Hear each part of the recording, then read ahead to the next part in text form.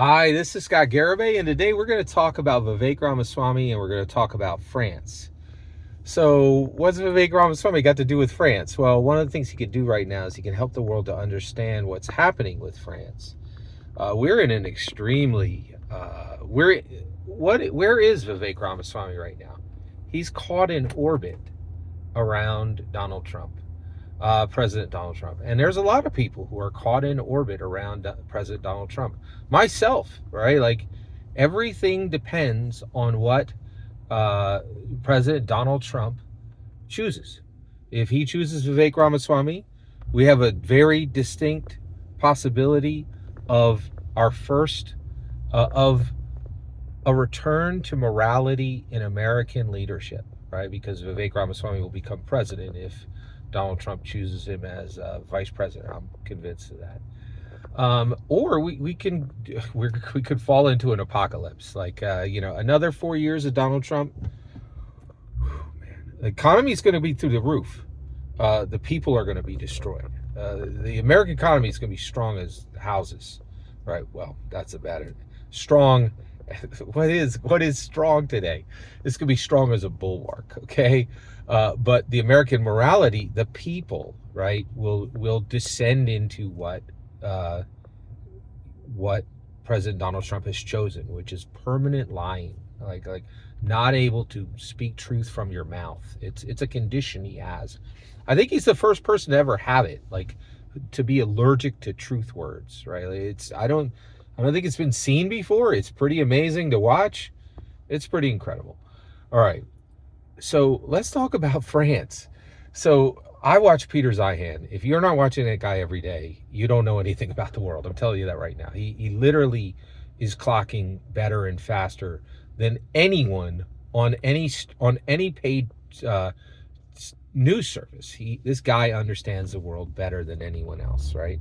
He became famous, I would say, like 5 years ago because he wrote a book, and every single thing he wrote in that book about one country became true, right? And everybody's like, oh my gosh, this guy called this 10 years ago. And he's still doing it now. He's explaining the world to the rest of the world, right? And so what he said this was fascinating. He's like, he explained America's, like the American-France relationship in like 2 sentences. He's like, France gets all uppity, right? He goes, France gets upset with America and actually thinks that they're as bad as legitimate bad actors. Because I'm paraphrasing here, but this is generally what he said. He said, but get upset with America because every time there's a major, dust up in the world, America shows up and brings the money, the men, the satellites, the intelligence, and the transport. And I was like, boy, did you just describe exactly why everybody gets up with America. Something bad happens in the world. This isn't pretend. We are the world's police officer. When something wrong happens, ain't nobody gonna do anything but us. That's the reality, and we know that now, right? Like we know that. No, the rest of the world combined can't put up the money, the men, the satellites, the transport, or the intelligence. Not the whole world combined can even put up a fraction of what America can routinely do on any issue, right? And that's a perfect example. And France gets all uppity about it. They're like, oh, darn. Didn't cheese and baguettes solve the problem? No, it didn't. Thanks. You guys ready? And here's the thing. They stepping up. They're realizing cheese and baguettes ain't doing the job, right? Like they got to put up something, right? And so France, I watched another video right here on YouTube from an excellent source. And he talked about France is going to town on there. They are legit getting ready. So getting ready to dump billions, real numbers, like fractions of a trillion into creating a real military, right? And this is the reality. This is where we land. And this is what Vivek can start talking about today.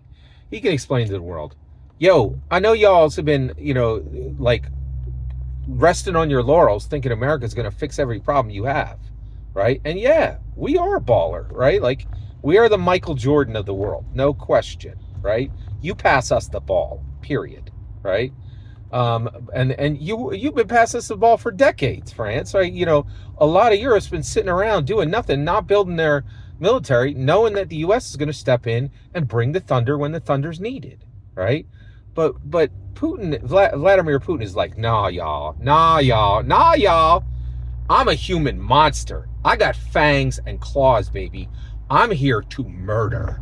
This isn't about war. This is about murder, right? And that's what he's doing. He is using an entire nation's army to murder people every single day, right? This isn't war. This is mass murder, and it needs to stop, right? And France is putting their beanie on and saying, yo, we about to get in the ruckus. We gonna play, right? Great. Good to see you guys showing up, right? About time. And Vivek can start to, kind of really highlight this kind of genius material, right? And say, hey, Vladimir Putin, this is different, man. This ain't a war. We've had 2 years of mass murder in the public square. This has got to stop. And France is like, holy cows, man. We're going to have to, put up, show up, and do, right? No more cheese and baguettes. It's time, right? And frankly, as an American, I could tell you right now, we could use the help. We could use the help. So Macron, thank you. I appreciate that you're actually paying attention and you're doing something real. Vivek could help bring this to light. That's what I think he should be spending his time on today. Every single word you just heard is my humble opinion. What's important is when I get to hear your humble opinion. When you get in the comments, and send your traffic. Please consider subscribing, and have a fetch millennium.